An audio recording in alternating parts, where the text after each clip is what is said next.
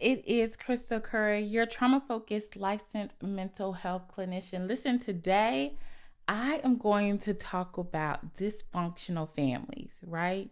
Specifically, the types of roles in dysfunctional families. Did you come from a dysfunctional family? Do you even know the role that you played in a dysfunctional family? Well, we are going to talk about it today, right? And if you don't remember anything about what I say today, remember that the key components, the key rules in a dysfunctional family is you don't talk about it and you don't feel it. You don't talk about it and you don't feel. Because dysfunctional families, they don't talk about it and they don't have feelings. Or they actually do have feelings, but you're not really allowed to feel. Does that ring a bell? Okay. And so are these roles that I'm going to talk about, and I probably won't talk about them all today because I'm going to try to get as in depth as possible. But these roles in itself are not dysfunctional per se. But when you put them in a dysfunctional family, it enables the toxic, dysfunctional way of life that occurs within a dysfunctional family. Okay? Um, and so as we go through it today, I want you to kind of identify, is that me? Do I do that? Is that Uncle Earl? Does he do that? Is that my auntie? Does she do that? Because what you may find is that you may be able to pinpoint the roles that I'm going to talk about today in your own family. And so if you're not careful, if you've had one of these roles in your family, or if you've been one of these roles in your family, it can impact and spill over into your adult relationships. Okay, so let's get started. So the first role I want to talk about in a dysfunctional family is the hero, also known as the golden child. Ooh, is that you? Okay. So as you can probably guess, the golden child is the favorite child, right? This child, they can do no wrong, okay? They hold the standard. Oftentimes, the siblings or other people in the family are held to the standard that the golden child has set. Okay, it's like they do everything right: academics, chores at home, athletics, you name it, they do it and they set the bar, right? Um, they are often, everyone in the family is often compared to them. What they do, what they don't do. It is like the title says, they are the hero, right? But why does this become dysfunctional? Because the hero oftentimes makes the family look good, right? And the family looks good even if, for example, there is a parent that is absent, or a parent that is not emotionally available. And so people, the family, they use the achievements, the characteristics of the golden child, of the hero, to kind of minimize the dysfunction within the family, right? Because if Stacy, the golden child, is doing so great, then my family is great, right? What I'm doing to raise my children is great, right? We're not going to worry about the fact that there are some addicts, and we're not going to worry about the fact that there are some molesters in the family, because Stacy is doing so well. Her wellness is a direct reflection of how great our family is. And because of that, we get to minimize all the other unhealthy things that are going on within our family. Wow. There's so much going on beneath the surface, but we're going to focus on this golden child. Maybe you know them. Maybe you are them, right? And so how does this affect? How does the golden child grow up, right? Well, as an adult, This golden child may feel like they have to be perfect, right? They may feel like they can't mess up, like they can't make mistakes, like they're not allowed to explore because the family's name, the family's perception, the family's future is riding on the success of the golden child. Yeah, that's tough. That's tough. And the golden child is so used to being special, so used to being in the spotlight that as an adult, it becomes hard for them to be normal because they're so used to being uplifted for being so good at what they do because their family was really struggling. That's the golden child. Is that you? Who's the golden child in your family? I'll wait. I'll wait. Mm. Okay, let's talk about the next one. Okay. The next role is the scapegoat, aka the troublemaker, aka the black sheep. They are completely opposite of the golden child. They are not blamed for the family's success. Instead, they are blamed for the family problems. If there's a problem in the family, it is because Samantha did so and so and so. It's never really the problem's problem, right?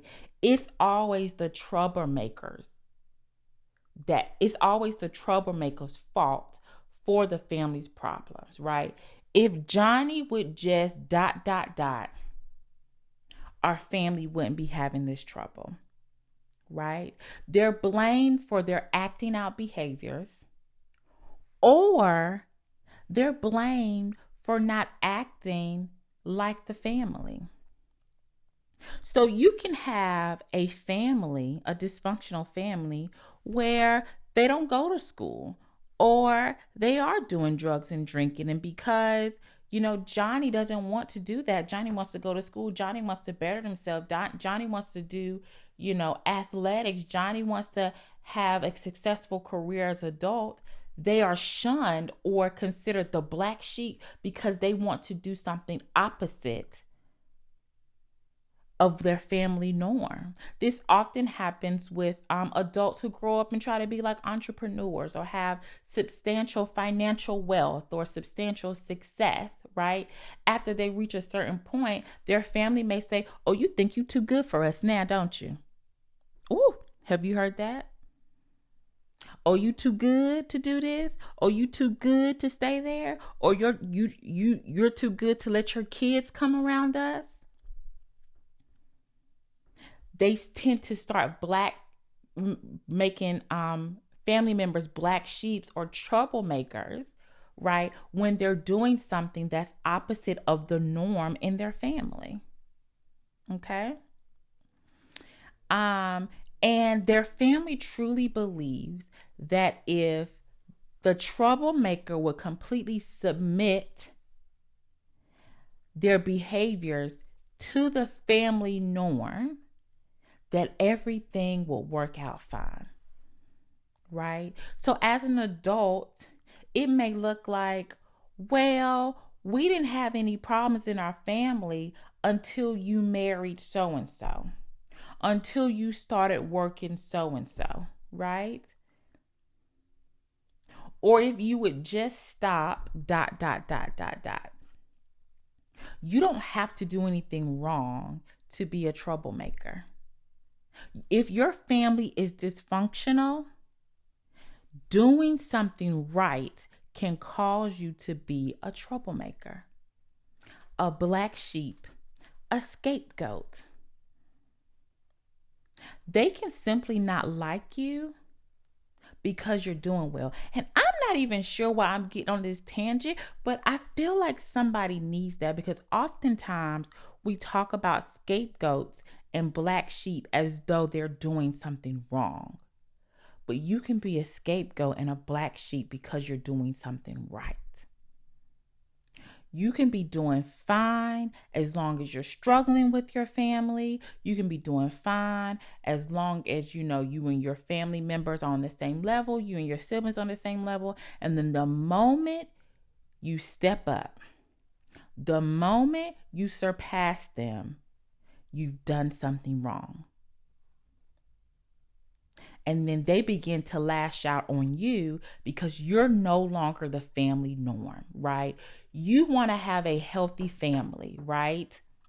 They don't have a healthy family. So they may say you think you all that, or your family think you all that, or your kids think you all that, when you're simply just trying to do the right thing and became the scapegoat. I don't know who that was for, but if that was for you, DM me or leave a comment, because I was not supposed to go on that tangent, but I just did. So that was literally meant for somebody. You can be the scapegoat of your family, and you can be, because you're doing everything right. Okay? Let's go to the next one. So the lost child. So the lost child is the sibling that's kind of caught between the scapegoat and the hero, right? So many people are praising the hero, right? So many people are blaming the scapegoat, the black sheep, that the lost child gets no attention, right? They just kind of fall through the cracks, right? Or this can happen in families where, there's a lot of siblings, in rather big families. And this is just a natural consequence, right? This can also happen in families where there's a sibling with an addiction, there's a sibling with a chronic illness, there's a sibling with a mental illness. So much attention goes towards the other kids that this child often falls through the cracks, unknowingly, because they kind of learn not to ask for anything, right? They learn to meet their own needs because no one's really paying attention to them. And this can happen intentionally or unintentionally, right? And so what happens is, when they become adults, they really wrestle with strong feelings of loneliness and acceptance, right? Because as a lost child, they never felt like they fit in with their own family, because so much attention was given to other siblings because of other things that the siblings were doing or not doing. So they never really felt like they belonged. They learned how to take care of themselves, remember, because no one was really paying attention to them. So they had to meet their own needs, and then they really, really have trouble asking for support, receiving support, and they really, really crave love and attention, right? But they just struggle with asking for it because they've never had the opportunity to kind of practice, right? It has always been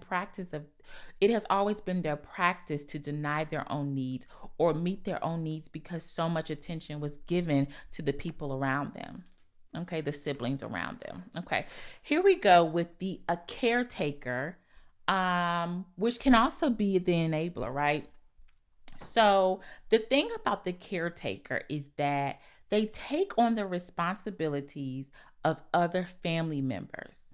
But the key is, they take on the responsibilities of other family members so that the family members don't have to suffer the consequences. Mm. So you can see this sometimes in a family where there is an addict, right? So the caretaker, the enabler, which does not have to be the parent, right? The caretaker, the enabler will, give the addict a place to stay, right? Or give the person with a mental illness or the one that can't keep a job a place to stay so that they don't have to suffer the consequences of being out on the street, right? Or they may, give them money even though they don't have a job, even though the person may claim that they're going to pay them back. They give them money because they don't want them to go without, right? They don't want them to feel like they're not supported, like they're not loved, right? This can also be a helicopter parent, where the helicopter parent cooks, cleans, takes care of the child's schedule, all because they don't want their child to feel the consequences of not having these things done, right? And this often happens when the parent herself or himself has experienced situations where, as a child, they were not cared for, right? Or their parents allowed things to fall through the crack. So they want to make sure that their child feels loved, feels supported, never has anything fall through the crack, goes over and beyond. But what happens is, the children or the people who are being enabled, they never learn, right? They become adults that who are unable to care for themselves, who don't understand cause and effect, who don't understand that if you do or do not do something, there is a earned consequence attached to it. This is what happens, right? But caretakers, enablers, this is a dysfunctional role when they are doing what they're doing so that the person that they care for does not have to suffer the consequences of their actions or decisions. Okay. Then we have the doer, right? This is kind of like a caretaker, but a little bit different. Where the doer, they just get things done, right? If it needs to be done, they're gonna take care of it. They're always volunteering, always volunteering. They're kind of control freaks, right? That's why they do so much, because they want things done in a certain way. And oftentimes doers really struggle with disappointment. So if they can do it, if they can manage it and make sure it's right, that is a way that they are not that is a way that they're not setting up themselves for disappointment. Okay. Doers often feel really, really exhausted, but they struggle with rest, right? So they're really exhausted, always tired, but they never feel like they can rest, because they feel like if they rest, then something will kind of go awry. Things won't be like they're supposed to be. Things aren't going to be like they want them to be. So they got to do it. They got to take care of it. Also, they struggle with just being, right? They feel like they have to do, right? Because if they're not doing, then who are they? What are they? Because so much of who they are is attached to what they do. Does that sound familiar? And the biggest thing is that even though doers do and they can't be, they become very resentful because of what they have to do. And they feel like they have to do so much, right? But the thing about doers is they teach people around them that they don't have to do anything because they'll do it. But then the doer becomes resentful because they have to do it. But they only have to do it because they taught the people around them that they'll take care of it and do it. It is an endless cycle that they're going through. But that is the role of a person in a dysfunctional family, where they are the doer. Okay? The next thing is the mascot. Some people call him the clown, right?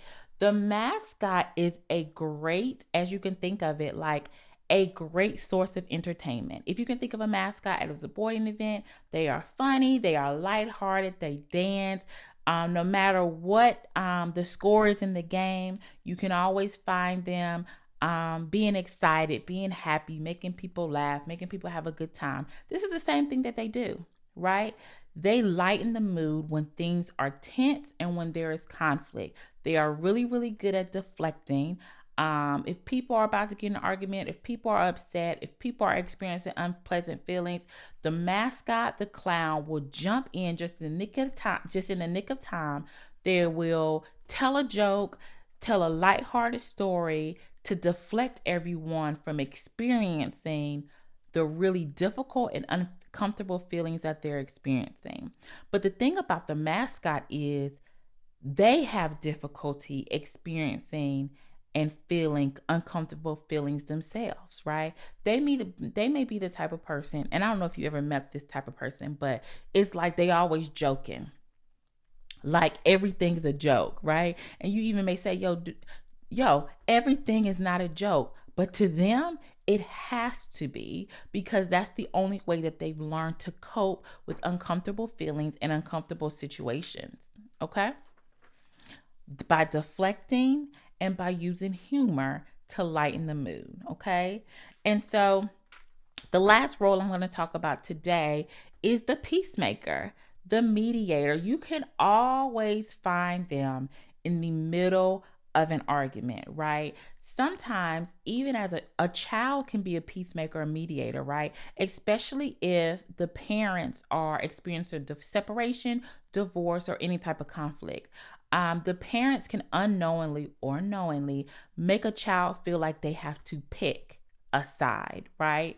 And so as a result of trying to be able to cope with this stress, the child may just learn how to keep the peace between both parents by adjusting and evolving based on what each parent needs, right?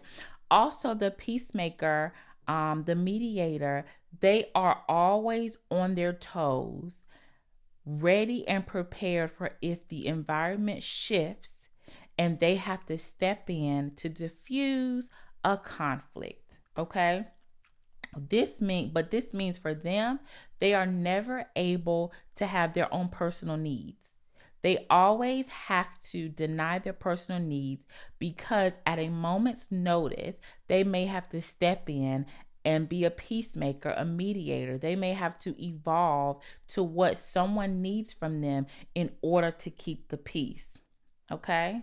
Because they're just always ready to intervene because they never know when someone may need them.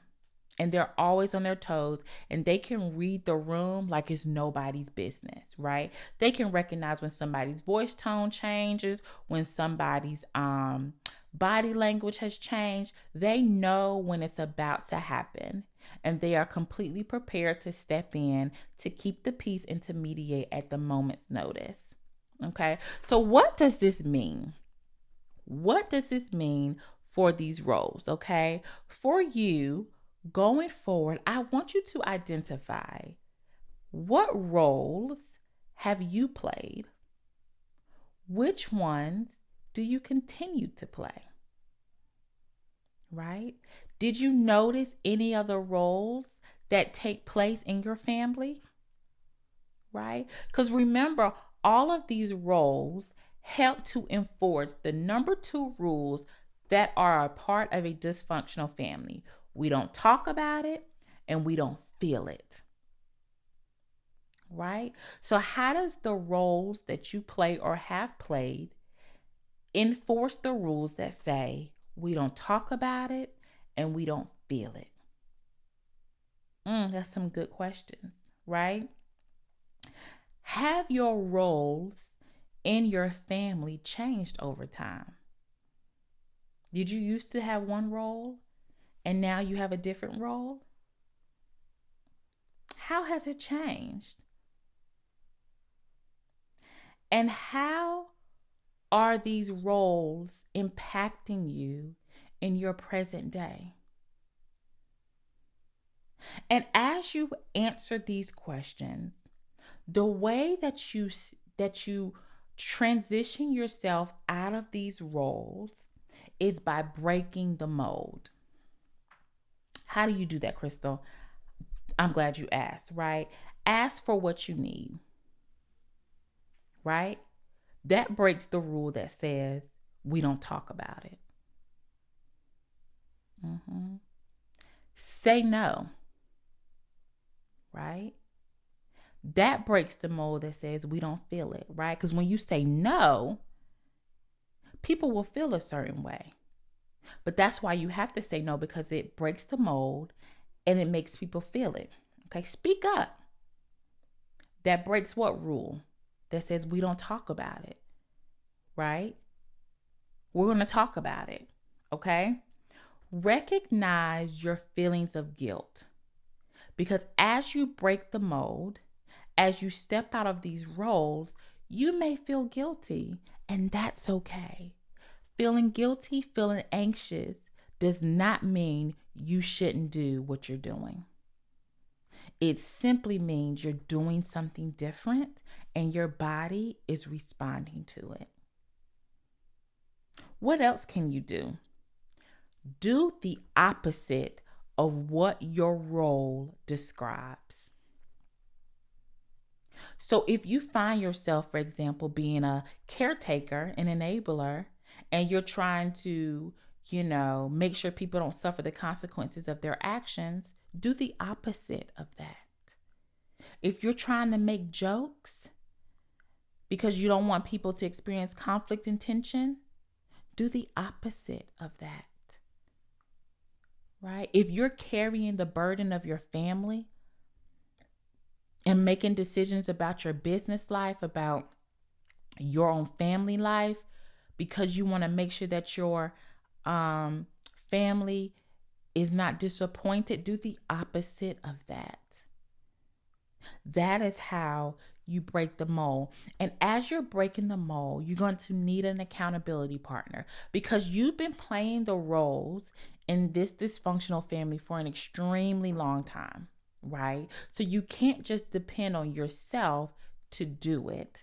You're going to need an accountability person to say, hey, man, I'm trying to do something different from my family. My family is blackballing me. They're calling me a scapegoat. They're calling me the black sheep of the family because I'm trying to do right. I'm trying to do something different. I need you to hold me accountable so I don't slip back. I don't want to do what they do. I want to do something different. Hold me accountable. Check in on me. Ask me how I'm doing. Ask me how I'm doing with my goals. Because they come in heavy. They're making me feel bad about me doing better for myself. Get you an accountability partner. And as you do this, you will begin to break the mold.